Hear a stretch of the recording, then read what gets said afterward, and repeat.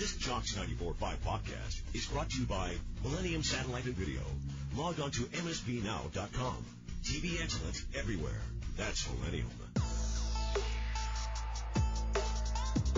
McElroy and Cubelic in the morning starts now.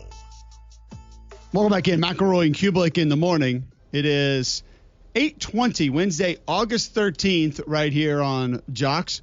Appreciate you tuning in. You can listen online, jocksfm.com, apps in your app store, iPhone, Android. You can download that for free. Tell your home smart speaker to enable the Jocks skill. You can always tune in that way. And watch us live on YouTube each and every morning by searching Jocks 945. Bill Smith Buick GMC is the GMC Dealer of the Year, the national champion of GMC dealers. They've won it 5 years in a row. That's a dynasty. Ladies and gentlemen, they're just up the road, up I-65, exit 310, Highway 31.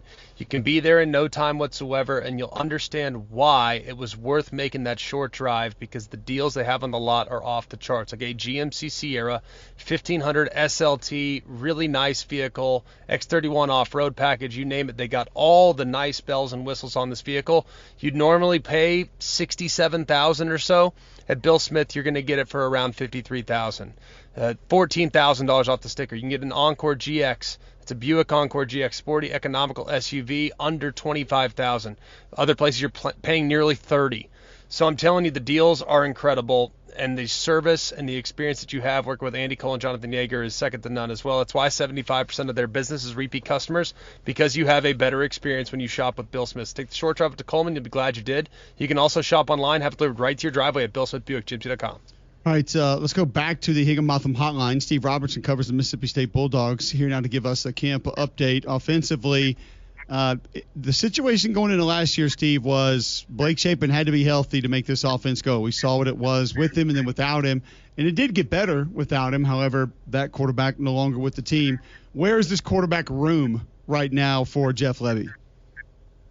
Well, I think it's actually in better shape than it was last year. I mean, you know, Blake Shapen is a guy that has had some injuries. I mean, it's not something that's just like been at startable. I mean, you know, he was injured at Baylor, and I think last year the depth behind him was much different, because you had the true freshman Michael Van Buren, who was a Lebby guy, and you had Chris Parson, who was a Leach guy. Well, now you've got all Lebby guys, right? You've got Luke Kromenhoek, a transfers in from Florida State. You got Kamario Taylor, a guy that people are extremely excited about here. I don't know how much he plays this year, but I think the depth is better. I think the natural talent is better. But the main thing is, if State's going to chase a bowl game, Blake Shapen has to be healthy this year. What about the pieces around them? It sounds like with the addition of Fluff Bothwell, they're still going to run the football. I know it's what Lebby wants to be. But how much will actually be on Shapen's shoulders to be active in the run game? Or is he going to be a little more protected because they have new emergence and more depth at the running back spot? Yeah, I think you've absolutely nailed that. And they've talked about his playing style, that he can't take the unnecessary hit. He is a competitor, and you know how that goes when the juice is flowing. You want to go make a play for your team, but you know the best ability is availability. This running back room basically returns intact, and then you've added Fluff Bothwell from South Alabama. Of course, you get Davin Booth back because of the Pavia rolling, and that was unexpected. And then Johnny is a guy, too, that was kind of a complimentary piece last year, but, ran for almost 600 yards. And so with the revamped offensive line, and I say that kind of with a caveat, because there are 4 guys back that had a ton of SEC snaps under their belt, but then they went and committed a lot of scholarships and a lot of revenue to getting some more offensive linemen once Phil Loadholt got here. So that's kind of the challenge of the offense right now, is kind of finding that 8 or 9 guys that can make plays for you in the offensive line. But we feel like the rest of the pieces around Blake Shapen, should be capable of winning some football games. What are the pieces defensively, because we know how far that group needs to go. We know what the improvements need to look like based on what we saw a season ago. But what are the pieces that are either returning or maybe there that you're hearing could help that unit look drastically different from maybe what they did last season? Well, it all starts with Isaac Smith, obviously. He's a guy that plays star, and that nomenclature has been a real challenge for some in the media that are kind of football challenged. But, he's a guy that's going to move around a little bit. As always, led the SEC in tackles last year, but he had to make a lot of tackles because, that front was just like a salve. I mean, it's just one of those deals where there's a couple of games where they started a true freshman in Kyle McClendon, and then a junior college guy that they added in June in Corey Clark. And in the Southeastern Conference, that's just not going to get it done. So they went out and spent a ton of money, allocated a ton of scholarship spots to rebuild that defensive line. On paper and on the practice field, they look like an SEC defensive line is supposed to look, and that's half the battle. But, I think the group that excites me the most on this defense is the linebacker room. You add Jalen Smith from Tennessee. You've got a kid named Zachary Tillman that kind of worked his way into the lineup late last year and just flashed every time he was on the field. I think he's going to be a very valuable part of that two deep. And Isaac Smith, as the star, is going to line up a lot in the box too. About half the snaps last year basically came at outside linebacker. And so I like the look of this linebacker room, but I don't think they're going to have to carry the burden maybe quite as largely as they did last year, because I do think the front will be better. And I think if they can just be good on defense, they got a chance to get 6. I don't think they got to be great or be elite, but just be good, get some stops, give this offense a chance. But isn't that, just a massive jump? To go from where they were at 126 last year in total defense to good, obviously that interpretation could be anywhere. But what's realistic? Is it a top 50 unit? What are we thinking here? And that's a good question, right? Because, again, I think it all starts up front. That defensive line group was so thin last year. And if they can be decent, and maybe it's even top 75, Greg. I think this is a defense, number one, last year was historically bad.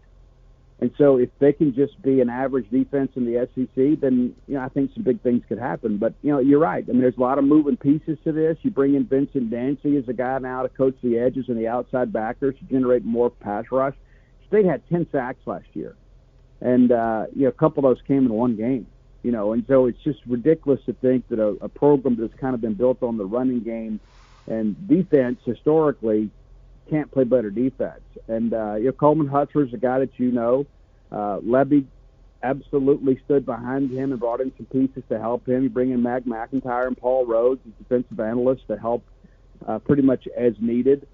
And so it's not like Levy just kind of ran it back. They went out and made a lot of changes with the personnel group, but also within the coaching staff. And so now it's just time to go see if they can make it happen.